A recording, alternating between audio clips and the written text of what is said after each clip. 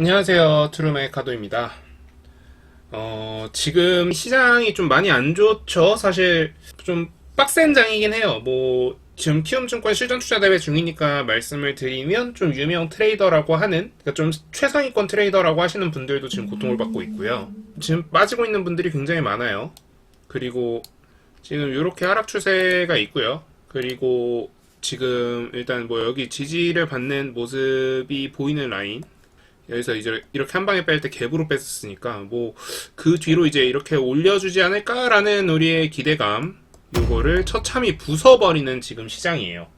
그런데 또 저는 한편으로는 이 부분에 대해서 지금 이제 결국 미국에서 리세션 이슈가 있거든요. 그러니까 경기 침체 관련 이슈가 있는데, 요거에 대해서 야, 그 정도까지 부정적이라고? 그 정도까지 쫀다고? 야, 너네 쫄보야? 약간 이런 생각이 드는 상황이기도 해요. 왜냐면, 아니, 시장이 많이 빼야 되는 상황인 것 같긴 한데, 이미 이만큼 빠졌잖아요. 이미 빠진 게 지금 30%가 넘고, 지금 고점 대비 저점까지로 생각을 하면, 1000에서 600포인트까지니까 거의 40% 빠진 거거든요? 우리 이렇게 생각하니까, 아니, 이거 많이 뺐잖아. 이런 이야기가 나오는 거죠. 자, 그래서 저는 여기서 이제 반등이 나와야 되는 거 아닌가라는 생각을 했던 거고, 사실 저는 요 포인트부터도 주장을 했던 거고, 지금 계속 지금 생각하고 있는 건데, 이제 시장 이제 그만 빼야 되지 않나? 시장이 너무 많이 빠진 거 아니야? 이런 생각이 들어요. 그런데 제가 어떤 이야기를 하건 여러분들의 생각과 다를 수도 있고 같을 수도 있어요.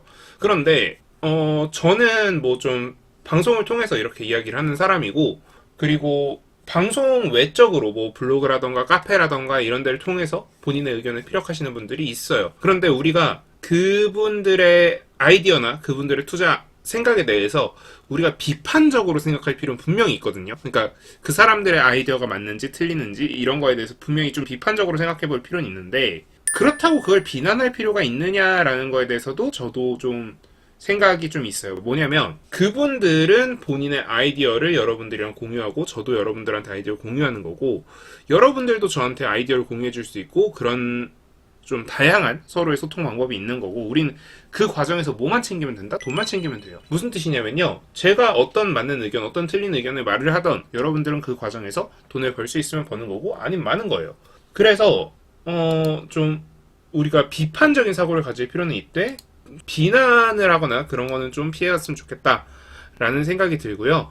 그리고 지금 코스닥 기준으로는 좀 반등세가 나와줬으면 좋겠다라고 생각이 드는 과정에 있고, 지금 앞에 있는 갭들이나 이런 것들을 고려해 봤을 때 여기서 이제 반등을 좀 세게 준다라고 하면은 740까지는 금방일 것 같고, 780까지, 777 정도까지가 제가 생각하는 그 추세 전환의 신호탄인데, 거기까지는 움직일 수 있지 않을까라는 생각이 드는 상황이고요. 그리고 추가적으로 지금 테마 관점에서 지금 한동훈 테마가 지금 나가리가 되고 있어요. 왜 그러냐면은 한동훈이 직접 본인이 당장 당대표로 출마할 가능성이나 이런 당장 자기가 선수로 뛸 가능성에 대해서 배제를 했고, 윤석열 대통령도 마찬가지라는 의견을 밝힌 상태에서 한동훈 테마주가 당장 더 부각될 가능성은 좀 낮아 보입니다. 그런데 이런 생각은 들어요. 뭐냐면, 그러면 윤석열 대통령이 대선 주자가 되기 시작할 때,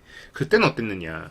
사실 윤석열 대통령도 그 당시에 부인했거든요. 우리가 이런 것들을 좀 고려해보면은, 한동훈 테마도 장기적으로는 우상할 가능성이 있어 보이는구나.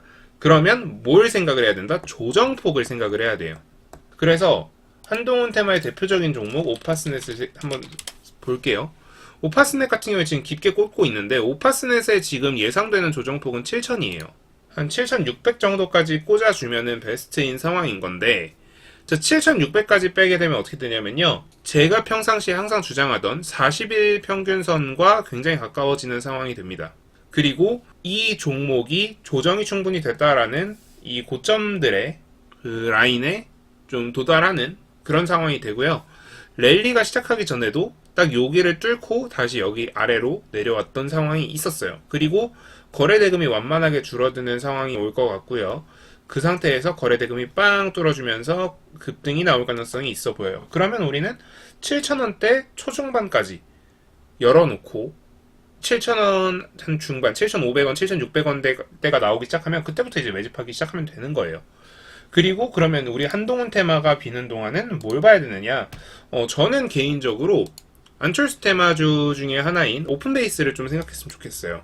일단 데이터 솔루션, 모아 데이터 이런 친구들이 다 카카오 관련으로 급등을 했거든요. 자, 얘라고 다르냐? 아니에요. 얘도 같은 섹터에 있는 애예요. 같은 섹터, 우린 친구. 그런데 거기다 플러스 얘는 안철수 테마, 안철수라는 유력한 대권 주자 겸 당대표 주자 관련주이기도 하거든요.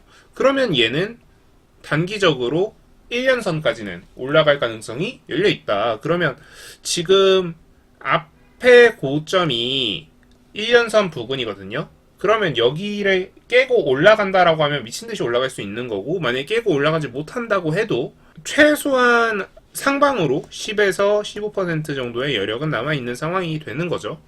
그러면 우리가 매매하기 굉장히 좋아지는 거고, 이 다음에 다른 테마들로 갈아타기에도 굉장히 힘이 좋아지는 상황이에요. 그래서 유승민 테마라던가 그리고 한동훈 테마 이후에 안철수 테마라던가, 그러니까 유승민이랑 안철수 같은 과거의 전통적인 강호, 그러니까 유승민이나 안철수나 둘 다 대권 주자고 전통적인 강호지만 또 어떤 의미로 봤을 때는 한동훈 이전에 MZ세대의 지지를 받던 주자들이거든요. 그래서 이쪽에 우리가 조금 관심을 가져둘 필요가 있다. 근데 오늘 이미 유승민 테마주들은 대부분 급등을 했고, 그리고 안철수 테마주들도 일부 테마주들이 급등을 한 상태에서 우리가 조금 더 지켜볼 만한 종목들, 물론 이게 오늘 장 마감할 때쯤 가가지고는 또 얘가 이미 올라가 있을 수도 있겠으나 우리가 오픈베이스 같은 종목들도 조금 한번 열어놓고 봐야 될 것 같다, 이런 이야기를 좀 드리고 싶고요.